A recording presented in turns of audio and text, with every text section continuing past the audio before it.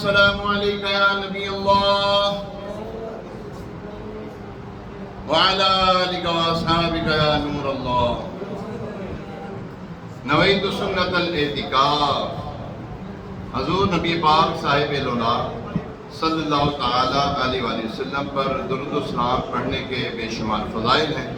ایک فضیلت میں آتا ہے حضرت ابو فضل قوما ثانی رحمۃ اللہ تعالیٰ علیہ بہت بڑے عاشق رسول اور نیک شخص تھے. ایک مرتبہ خراسان سے ایک شخص عاشق رسول آپ کے پاس آیا، کہنے لگا الحمدللہ میں مسجد نبوی علیہ صاحب صلاۃ والسلام میں سویا ہوا تھا، مجھ پر کرم ہو گیا. عرش پر جانے والے، جنت کی سیر فرمانے والے، رب کے محبوب نبی مکی مدنی عربی قرشی ہاشمی مطلبی صلی اللہ تعالیٰ علیہ وسلم میرے خواب میں تشریف لائے. آج صلی اللہ تعالیٰ علیہ وسلم کے مبارک ہونٹوں میں حرکت ہوئی، رحمت کے پھول جھڑنے لگے. آپ صلی اللہ تعالیٰ علیہ وسلم نے فرمایا جب تو ہمدان شہر جائے تو ابو الفضل کو میرا سلام کہنا. میں نے عرض کی یا رسول اللہ صلی اللہ علیہ وسلم ان پر اس کرم کی وجہ کیا ہے؟ فرمایا وہ روزانہ مجھ پر 100 مرتبہ درود پاک پڑھتا ہے. اللہ کتنی مرتبہ پڑھتا ہے؟ تو زیادہ ہے لیکن مسلسل پڑھتا ہے، مستقل پڑھتا ہے. اللہ اکبر، کیا بات ہے. اس جواب سلام کے صدقے تا قیامت ہوں بے شمار سلام. میری بگڑی بنانے والے پر بھیج اے کردگار سلام. اس پناہ گناہ گاراں پر یہ سلام اور کروڑ بار سلام. اللہ کریم کی ان پر رحمت ہو اور ان کے صدقے ہماری بلا حساب مغفرت ہو. اللہ کریم ہمیں بھی کثرت کے ساتھ درود و سلام پڑھتے رہنے کی توفیق عطا فرمائے. آئیے ایک مرتبہ سورہ برکت کے لیے، باعث رحمت کے لیے، حضور علیہ السلام کی ساری امت کے سارے ثواب کے لیے درود پاک پڑھ لیتے ہیں. الصلاۃ والسلام علیک یا رسول اللہ وعلی آلک واصحابک یا حبیب اللہ. الصلاۃ والسلام علیک یا نبی اللہ وعلی آلک واصحابک یا خاتم النبیین. آج 23 ذوالحجہ 1446 سنہ ہجری ہے اور 20 جون 2025 اس سال کا 1446 سنہ ہجری کا ایک اور جمعہ آئے گا. سیکنڈ لاسٹ جمعہ ہے اس سال کا. اس کے بعد 1447 سنہ ہجری آئے گا. اللہ کریم ہمیں جو بھی سال، جو بھی مہینہ، جو بھی ہفتہ، جو بھی دن، جو گھڑی نصیب ہو، اللہ کریم ہمیں اس میں زیادہ سے زیادہ نیک اعمال کرنے کی توفیق عطا فرمائے. یاد رکھیے یہ جو گھڑیاں ہمیں ملتی ہیں، یہ جو ہمیں ساتھ میں ملی ہیں، یہ ہمیں جو وقت ملا ہوا ہے، یہ دنیا کمانے کے لیے نہیں ہے، یہ آخرت کو بہتر بنانے کے لیے، دنیا میں رہتے ہوئے آخرت کی بہتری کرنے کے لیے ہمیں یہ وقت ملا ہوا ہے. اللہ کریم ہمیں ان اوقات کو نیکیوں میں گزارنے کی توفیق عطا فرمائے. آمین بجاہ نبی الامین علیہ الصلوۃ والتسلیم. آج کا جو موضوع ہے وہ ہے دجال. دجال سے ڈرانا سنت انبیاء ہے. دجال سے ڈرانا یہ سنت انبیاء میں سے ہے علیہ الصلوۃ والسلام. آج ذرا ہٹ کر ذرا موضوع جو ہے نا وہ ہے کہ دجال کا فتنہ کیا ہے. آج کل نا سوشل میڈیا کا دور ہے، عجیب و غریب قسم کی گفتگو ہے نا، ہر ایک کے بارے میں ہوتی ہے، دجال کے بارے میں، یاجوج ماجوج کے بارے میں، اور نہ جانے کیا کیا گفتگو لوگ کر رہے ہوتے ہیں. صحیح حقیقت کیا ہے آئیے ہم سنتے ہیں انشاءاللہ العزیز. حضرت انس بن مالک، کیسے ہیں؟ ٹھیک ہے. حضرت انس بن مالک رضی اللہ تعالیٰ عنہ خادم مصطفیٰ صلی اللہ علیہ وسلم ہے. آپ سے روایت ہے کہ پیارے آقا علیہ السلام نے فرمایا ما من نبی الا انذر امتہ الاعوار الکذابہ. یعنی جتنے نبی تشریف لائے سب نے اپنی اپنی امتوں کو کانے کذاب یعنی بہت بڑے جھوٹے دجال سے ڈرایا ہے. یہ بخاری شریف کی حدیث مبارکہ جو آپ کی خدمت میں پیش کی ہے. دجال واقعی بہت بڑا فتنہ ہے اور جو قرب قیامت میں ظاہر ہوگا. یہاں پہ لوگ چیمہ گوئیں کرتے ہیں یہ ایک جناب ایک فرضی بات ہے، یہ ایک بہت بڑی طاقت ہوگی، ایک یہ ہوگا، یہ وہ ہوگا، یہ جو فلاں جو ملک ہے یہ دجال ہے، اس نے جو فتنہ برپا کیا ہوا یہی دجال. ایسا نہیں ہے. دجال واقعی 2 ٹانگوں پہ مشتمل ایک شخصیت کا نام ہے. آئیے سنتے ہیں کیا ہے. دجال واقعی بہت بڑا فتنہ ہے جو قرب قیامت میں ظاہر ہوگا. آئیے سنت انبیاء پر عمل کرتے ہوئے اس فتنے کے متعلق روایات سنتے ہیں. مسلم شریف جو کہ حدیث مبارکہ کی بڑی مشہور کتاب ہے، معتبر کتاب، اتھینٹک کتاب ہے، اس میں روایت ہے کہ یہ روایت آپ کو تشریح کے ساتھ وضاحت کے ساتھ پیش کی جا رہی ہے۔ راوی کہتے ہیں ایک دن پیارے آقا علیہ السلام نے اعلان کروایا کہ سب لوگ مسجد میں جمع ہو جائیں۔ چنانچہ سب جمع ہو گئے، نماز ادا کی گئی۔ نماز کے بعد آپ علیہ السلام ممبر پر تشریف لائے۔ اس وقت چہرہ مقدس پر مسکراہٹ تھی۔ مسکرائیں، سرکار علیہ السلام کی سنت میں مسکرانا، اضحک اللہ سنت، مسکراہٹ تھی۔ فرمایا سب اپنی اپنی جگہ پر ہی بیٹھے رہے۔ مزید فرماتے جانتے ہو میں نے تمہیں کیوں جمع کیا ہے؟ صحابہ کرام علیہ رضوان نے عرض کی اللہ و رسول عالم، اللہ اور اس کا رسول بہتر جانتے ہیں۔ آپ صلی اللہ تعالیٰ علیہ وسلم نے فرمایا بے شک میں نے تمہیں کسی بات کی رغبت دلانے یا کسی چیز سے ڈرانے کے لیے جمع نہیں کیا، بلکہ ایک واقعہ پیش آیا ہے، وہ واقعہ بتانے کے لیے جمع کیا ہے۔ اور وہ واقعہ کیا ہے؟ واقعہ سنیے جی۔ تمیم داری پہلے غیر مسلم تھے، تمیم داری رضی اللہ تعالیٰ عنہ پہلے غیر مسلم تھے۔ وہ آئے اور میرے ہاتھ پر بیعت کر کے اسلام قبول کیا۔ انہوں نے اپنا واقعہ بتایا۔ واقعہ کیا ہے؟ وہی واقعہ میں تمہیں بتانے لگا ہوں۔ اب حضرت تمیم داری رضی اللہ تعالیٰ عنہ کے ساتھ جو واقعہ پیش آیا، آپ صلی اللہ علیہ وسلم نے وہ واقعہ ممبر پر بیٹھ کر بیان کیا۔ حضرت تمیم داری کہتے ہیں ہم 30 افراد تھے، بحری سفر پر روانہ ہوئے۔ اس دوران سخت موجیں آئیں جنہوں نے ہمارے بحری جہاز کو اس کے راستے سے ہٹا دیا۔ ہم 1 مہینے تک یوں ہی سمندر میں گھومتے رہے۔ ایک دن مغرب کا وقت تھا، ہمیں ایک جزیرہ آئس لینڈ نظر آیا۔ ہم اس جزیرے پر اتر گئے۔ وہاں ہمیں ایک چوپایا 4 ٹانگوں والا عجیب جانور نظر آیا۔ اس کے جسم پر بال ہی بال تھے، خدا جانے کتنے بال تھے، کہ اتنے بال تھے کہ اس کا چہرہ دکھائی نہیں دے رہا تھا۔ اس جانور نے ہم سے کلام کیا، اس جانور نے ہم سے فصیح و بلیغ الفاظ میں، انداز میں اس کلام کیا اور کہنے لگا میں ایک جاسوس ہوں، میں ایک جاسوس ہوں، آگے چلو، یہاں ایک گرجا ہے، وہاں ایک شخص تمہارا انتظار کر رہا ہے۔ فرماتے ہیں اس چوپائے کی باتوں سے ہم ڈر گئے کہ یہ جنات وغیرہ میں سے نہ ہو۔ خیر ہم گرجے میں پہنچے، وہاں اتنے بڑے جسم والا انسان تھا جسے ہم نے پہلے کبھی نہ دیکھا، بہت بڑا، اس کو مضبوط ترین زنجیروں سے باندھا گیا تھا۔ ہم نے پوچھا تیرا برا ہو، تیرا ناس ہو، تیرا ستیہ ناس ہو، تم کون ہو؟ بولا پہلے تم بتاؤ تم کون ہو۔ ہم نے اسے بتایا کہ ہم عرب کے رہنے والے ہیں، راستہ بھٹک کر یہاں نکل آئے ہیں۔ اس نے پوچھا بسیان نامی باغ کے متعلق کیا بتاتے ہو، اس کے متعلق بتاؤ، کیا اس میں پھل لگے ہیں؟ ہم نے کہا ہاں اس میں پھل لگتے ہیں۔ وہ بولا قریب ہے کہ وہ باغ اجڑ جائے گا۔ پھر بولا بحیرہ تفریہ یعنی سی آف گلیلی، یہ فلسطین کے قریب ایک بہت بڑی جھیل ہے۔ پوچھا اس میں کیا پانی ہے؟ ہم نے کہا ہاں وہ پانی سے بھرا ہوا ہے۔ کہنے لگا ان قریب اس کا پانی سوکھ جائے گا۔ اسی طرح پھر اس نے ایک اور مزید سوال کیا کہ اس نے پوچھا مجھے نبی امی کے بارے میں بتاؤ، نبی پاک صلی اللہ علیہ وسلم کے بارے میں بتاؤ۔ ہم نے کہا وہ مکے میں تھے، انہوں نے نبوت کا دعویٰ فرمایا ہے، ابھی یہ مسلمان نہیں ہوئے تھے، تمیم داری جو ہیں ابھی یہ مسلمان نہیں ہوئے، ابھی اس سے گفتگو ہو رہی ہے دجال سے۔ انہوں نے نبوت کا دعویٰ فرمایا، اب مدینہ پاک کی طرف ہجرت کر چکے۔ بولا کیا عرب میں ان کی لڑائیاں ہوئی ہیں؟ ہم نے بتایا ہاں ہوئی ہیں۔ کہنے لگا عرب کے لیے یہی بہتر ہے کہ وہ نبی امی کا کلمہ پڑھ لیں۔ یہ کون کہہ رہا ہے؟ دجال کہہ رہا ہے۔ یہ دجال حضرت تمیم داری کو یہ باتیں بتا رہا ہے، یہ غیب کی خبریں وہ بتا رہا ہے۔ یہاں پہ نبی کا غیب نہ مانتے نہیں ہے، دجال ساری باتیں بتا رہا ہے۔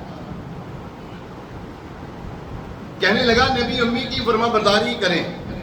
اب کہنے لگا اب میں تمہیں اپنے بارے میں بتاتا ہوں، میں ہوں دجال۔ میں کیا ہوں؟ دجال۔ ان قریب مجھے نکلنے کی اجازت دی جائے گی۔ میں 40 دن میں پوری زمین کا چکر لگاؤں گا، 40 دن میں پوری زمین کا چکر لگاؤں گا، ہر گاؤں، ہر شہر جاؤں گا۔ ہاں مکہ مدینہ مجھے جانے کی اجازت نہیں ہوگی۔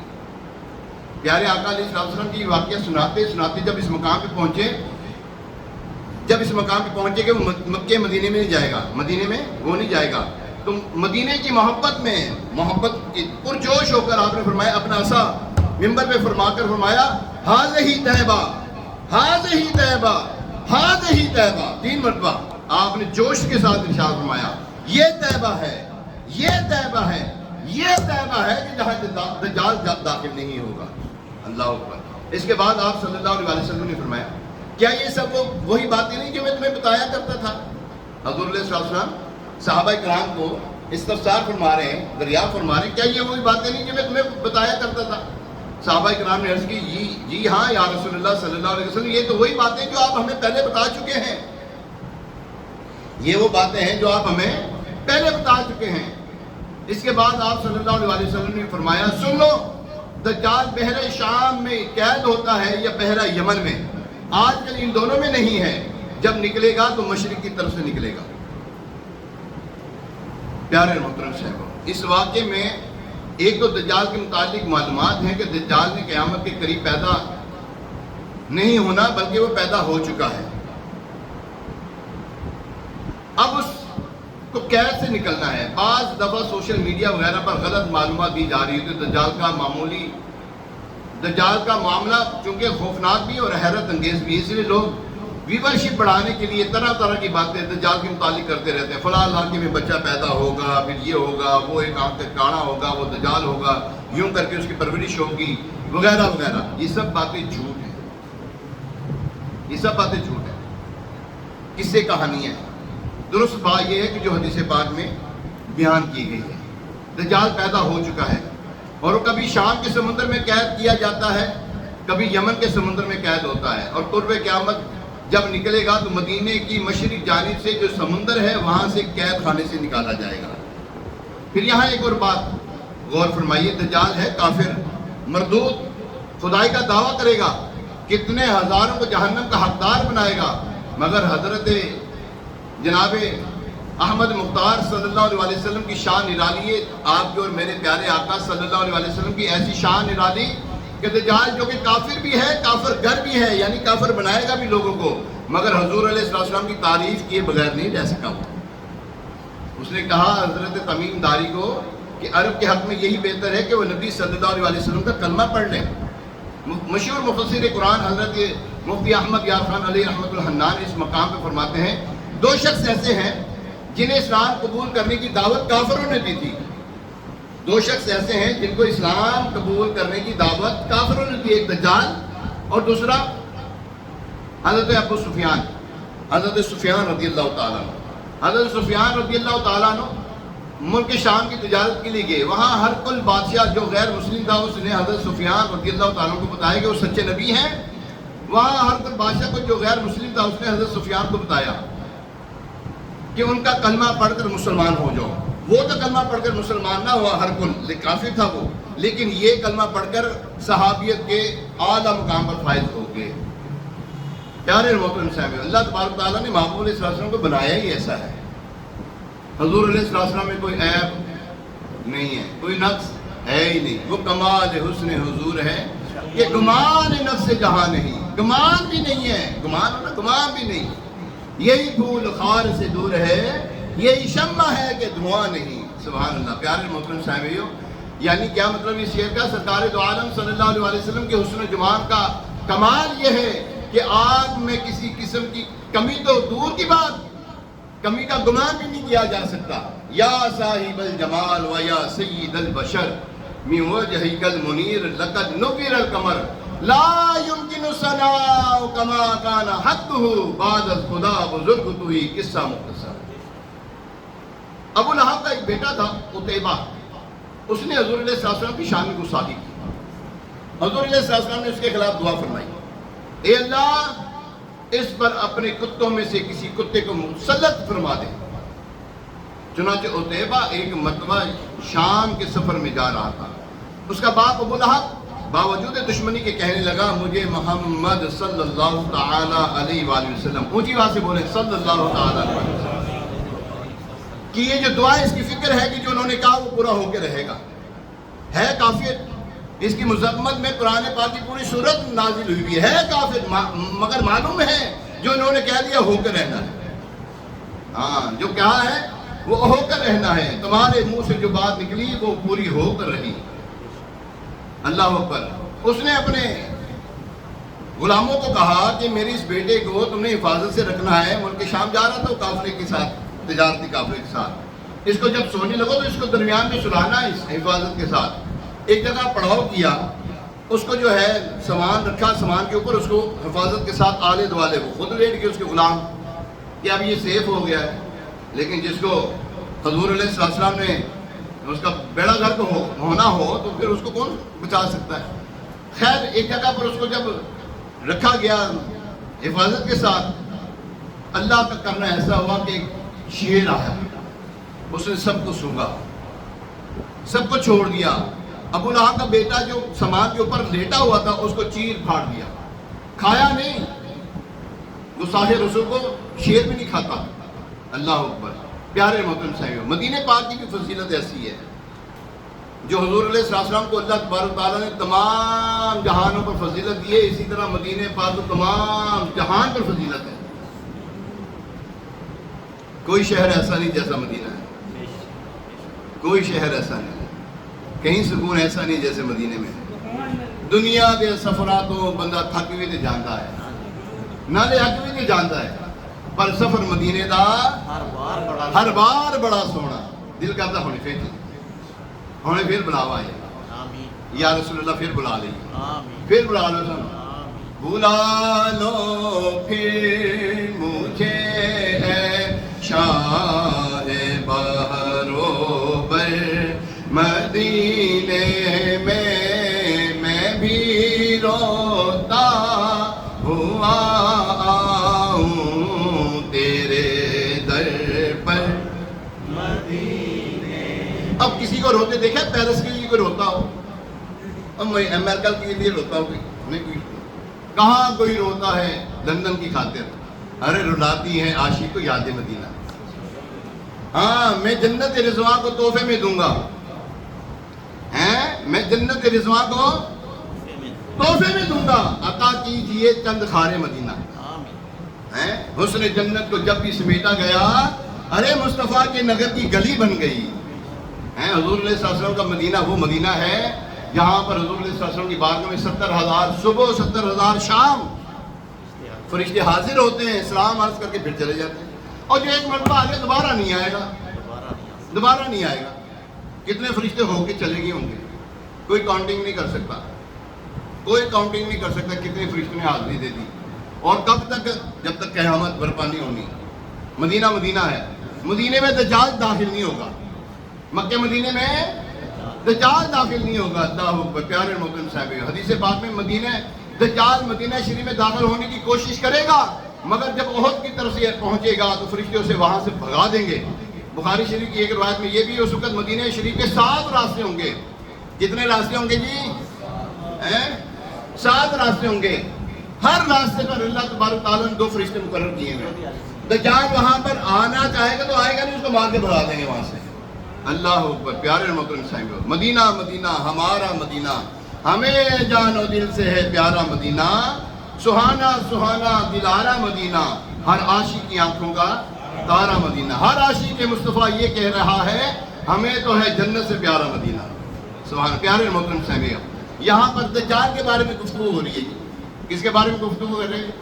دجال. اللہ تبارک تعالیٰ ہمیں سے پناہ عطا فرمائے. ہماری اولاد اس وقت ہو تو اللہ تعالیٰ ہماری اولاد کو پناہ عطا فرمائے. ایسا بدبخت فتنہ ہوگا یہ اعوذ باللہ تعالیٰ. اس سے ڈرانے کی انبیاء کرام علیہ السلام نے ہدایت دی ہے. ہر نبی نے ڈرایا ہے, ہر نبی نے ڈرایا ہے دجال سے. حدیث پاک میں حضرت آدم علیہ السلام سے لے کر قیامت تک جتنے فتنے پیدا ہوں گے یا ہوئے ہیں, سب سے بڑا فتنہ دجال کا ہے. اسے ایمان بچانا اتنا دشوار ہوگا کہ روایات کے مطابق یہ دنیا میں صرف 40 دن رہے گا. دجال دنیا میں صرف 40 دن رہے گا. یہ جو سوشل میڈیا پر جو عجیب و غریب قسم کی باتیں ہوتی ہیں نا, ویورشپ بڑھانے کے لیے, دجال یہ ہے, دجال جو ہے ایک قوت کا نام ہے, دجال یوں ہے, فلاں ہے, ٹرائیگل ہے, وہ پتہ نہیں کیا کیا ایسی باتیں کرتے ہیں, وہاں پر ہے, یہ فلاں ہے. دجال کے بارے میں ہم نے سنا ہے کہ وہ ملک شام یا ملک یمن کے جزیرے میں قید کیا گیا ہے، کسی ایک جگہ پہ نہیں رہتا، کبھی اس کو یہاں کبھی وہاں، اور نکلے گا کہاں سے؟ مدینہ شریف کے مشرق کی جانب سے جو سمندر وہاں سے نکلے گا یہ۔ اچھا، یہ 40 دن میں یہ سفر پورا کرے گا، ان میں سے پہلا دن اس کا 1 سال کے برابر ہوگا، دوسرا دن 1 مہینے کے برابر، تیسرا دن ہفتے کے برابر، باقی دن جو ہوں گے اس کے 24 گھنٹے کے ہوں گے۔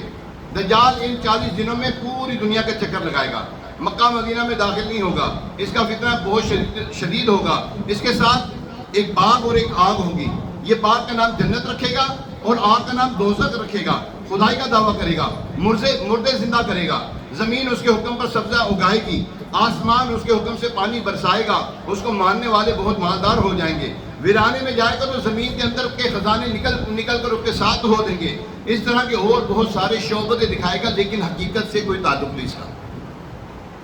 یہ سب جادو کے کرشمے ہوں گے۔ یہ مدینے میں جانا چاہے گا مگر نہ جا سکے گا۔ اس وقت مدینے پاک میں 3 زلزلے آئیں گے، جب یہ مدینہ جانے جائے گا نا تو 3 زلزلے آئیں گے۔ وہ زلزلے کیوں آئیں گے؟ سنیں آپ، کیا مدینے میں اس وقت کوئی منافق ہیں؟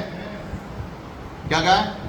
مدینے میں اس وقت بیٹے بیٹے منافق نظر نہیں آگے تھا نا؟ کون نے؟ یہودی دی اولاد کون ہے؟ منافق نہیں دے کہ کلمہ پڑھتا ہے، مسجد نبی جانتا ہے، مکے جانتا ہے، جانتا کہ نہیں جانتا؟ کرتا کی پیا ہے گا کون ہے؟ گا کون ہے؟ یہودی دی اولاد، ہاں یہودا نے دی ماں۔ ہاں میں ڈر کے نہیں کہہ رہا، آن دی اسپوٹ بات کر رہا ہوں، آن دی ریکارڈ بات کر رہا ہوں۔ جی ہاں، اس کو دینی اسلام سے کوئی سروکار نہیں، یہ بتا دوں آپ کو۔ اس وقت کا جو حکمران ہے وہاں پر قابض ہے، یہ قابض قبضہ جمایا ہوا ہے، اس کے جتنے بھی چھتے گئے ہیں نا ان سب سے زیادہ بڑا فتنہ اس وقت کا یہ ہے، یہ قابض ہے اس وقت، یہ ایمان والا نہیں ہے۔ جی ہاں، کوئی ایمان والا اس کو سمجھنے میں بیٹھ جائے نا، غلطی پہ ہے وہ بندہ، یہ ایمان والا نہیں ہے یہ۔ اس وقت وہاں پر جتنے خرافات ہوئے اسی کے دور میں ہوئے، مندر بنے وہاں پر اسی کی وجہ سے بنے، بڑے بڑے وہاں پر وہ جو کلب بنے اسی کی وجہ سے بنے، شراب خانے بنے اس کی وجہ سے بنے، اب بھی جو کچھ ہو رہا ہے اسی وجہ سے ہو رہا ہے۔ مدینے میں منافق ابھی بھی موجود ہیں۔ ہوگا کیا؟ جب دجال آئے گا 3 مرتبہ زلزلہ آئے گا، ایک مرتبہ زمین ہلے گی، منافق نکلیں گے وہاں سے، مسلمان نہیں نکلیں گے، ایمان والے نہیں نکلیں گے، منافق نکلیں گے، پھر زلزلہ آئے گا، پھر منافق نکلیں گے، تیسری مرتبہ بہت خوفناک آئے گا، سارے منافق نکل جائیں گے، پھر مدینے میں کوئی منافق نہیں باقی رہے گا۔ اللہ اکبر، پیارے محترم صاحب، اللہ اللہ اللہ۔ اس کے ماتھے پر جو ہے کافر لکھا ہوگا، کاف فا را، کافر، اور وہ جو سارے نکلیں گے نا منافق، وہ سارے اس کے ساتھ ہو جائیں گے، وہ سارے اس کے ساتھ ہوں گے، دجال کے ساتھ۔ ہر مسلمان اس کو پڑھے گا، کافر کو پڑھے گا، لیکن کافر نہ پڑھ سکے گا۔ جب ساری زمین پر پھر پھرا کر فتنہ پھیلا کر ملک کے شام پہنچے گا، یہاں فجر کی نماز کی فجر کا وقت ہوگا، تب حضرت عیسیٰ علیہ السلام آسمان سے نزول فرمائیں گے۔ دجال حضرت عیسیٰ علیہ السلام کی سانس کی خوشبو سے ایسے پگھلے گا جیسے پانی میں نمک گھلتا ہے۔ دجال آپ علیہ السلام کی سانس سے دور بھاگے گا، آپ اس کے پیچھے پیچھے تشریف لے جائیں گے اور اس کی پیٹھ پر نیزہ مار کر اس کو جہنم رسید کر دیں گے۔ یہ ختم ہو گیا، دجال یہاں پر ختم ہو جائے گا، لیکن اس کا فتنہ بہت خطرناک ہے۔ یہ مردوں کو زندہ کرے گا۔ کیسے کرے گا؟ ایک بندہ مرے گا نا، ایک بندہ ایمان والا ہوگا، اس کو مارے گا، اس کو جب مار دے گا تو اس کو زندہ کرے گا۔ اچھا، جب زندہ کرے گا نا تو اس کی ماں کو بھی مارے گا، اس کے باپ کو بھی مارے گا۔ ان کو زندہ کس طرح کرے گا؟ ایک جن ہوگا، جن، وہ جن کو حکم دے گا، وہ جن اس کی ماں کی شکل میں بن جائے گا، اس کے باپ کی شکل میں بن جائے گا، شیطانی کام کرے گا۔ اب وہ کہے گا، اس بندے کو کہے گا، ایمان والے کو، کہ کلمہ پڑھ۔ کہنے لگا اب تو پڑھوں گا ہی نہیں۔ کہنے لگا کیوں نہیں پڑھے گا؟ کہے گا میرے آقا صلی اللہ علیہ وسلم نے فرمایا گا کہ بندے کو وہ زندہ کرے گا وہ تو ہی ہے، یعنی کہ میرے بارے میں فرمایا تھا، وہ زندہ کر کے کہے گا کہ کلمہ پڑھ، میرے پر ایمان لے کر میں نے تجھے زندہ کیا ہے۔ فرمایا میں تیرے پر ایمان نہیں لاؤں گا کہ کیونکہ تو دجال ہے۔ اس وقت اس کے فطرے سے جو محفوظ ہوں گے، یاد رکھیں، ایمان والے محفوظ ہوں گے، جو غیروں کے طریقوں پر عمل نہیں کرتے وہ محفوظ ہوں گے۔ کیوں؟ اس کے جو دام و فریب میں جو داخل ہوں گے نا، وہ بھڑکیلے چمکیلے لباس پہننے والے ہوں گے۔ جی ہاں، روایات میں مسلم موجود ہیں، وہ بھڑکیلے اور چمکیلے لباس پہننے والے جو ہوں گے اس کے ساتھ شامل ہوں گے۔ جو دنیا داری کو چھوڑ کر دینداری کو چھوڑ کر دنیا داری میں پڑ جائیں گے وہ اس کے ساتھ شامل ہوں گے، ایمان والے اس کے ساتھ شامل نہیں ہو سکیں گے۔ پیارے محترم اسلام بھائی، جب قیامت کا قرب جب قریب ہوگا، پہلے سال بارشیں نہیں برسیں گی، زمین جتنی پیداوار ہوتی ہے اس سے 2/3 پیداوار ہوگی، اس سے اگلے سال 1/3 ہوگی، اس سے اگلے سال پیداوار ہونی ہی نہیں، چوپائے ہلاک ہو جائیں گے، پھر دجال نکلے گا۔ اس کا شدید ترین فتنے میں سے یہ بھی ہے کہ ایک دیہاتی کہے گا کہ دیہاتی سے کہے گا میں تمہارا اونٹ زندہ کروں گا، تو مان جاؤ گے کہ میں تمہارا رب ہوں؟ دیہاتی کہے گا ہاں میں مان جاؤں گا۔ بس دجال ایک جن کو حکم دے گا، وہ اس کو فوراً اونٹ کی شکل اختیار کر لے گا، دیہاتی سمجھے گا کہ اس نے میرا اونٹ زندہ کر دیا ہے، پھر اس کے جو ہے وہ ایمان اس کے اوپر ایمان لیا گیا۔ پھر دجال ایک شخص کے پاس پہنچے گا، اس کے والد اور بھائی کا انتقال ہو چکا ہوگا، اس کے لیے اس کے بھائی اور والد کو زندہ کرے گا، یعنی جن کو کہے گا کہ اس کے والد اور بھائی کی شکل اختیار کر لے، وہ کر لیں گے۔ وہ شخص سمجھے گا کہ دجال نے میرے بھائی اور والدہ کو، میرے والد کو زندہ کر دیا ہے، یوں لوگ اس کے دھوکے میں آ کر جہنم رسید ہوتے جائیں گے۔ پیارے محترم صاحب، دجال سے بچنے کا طریقہ کثرت سے درود شریف پڑھنا، کثرت سے ذکر اللہ کرنا۔ دجال اس کے قریب نہیں آئے گا، جو ذکر اللہ کرنے والا ہوگا اور جو کثرت سے درود شریف پڑھنے والا ہوگا، عادی ہوگا، اس کے پاس نہیں آئے گا۔ حدیث پاک میں 2 کلمے ہیں، اللہ پاک کو بہت پیارے ہیں، زبان پہ بہت ہلکے ہیں، کہ آسانی سے پڑھے جا سکتے ہیں، میزان عمل میں بہت بھاری ہوں گے۔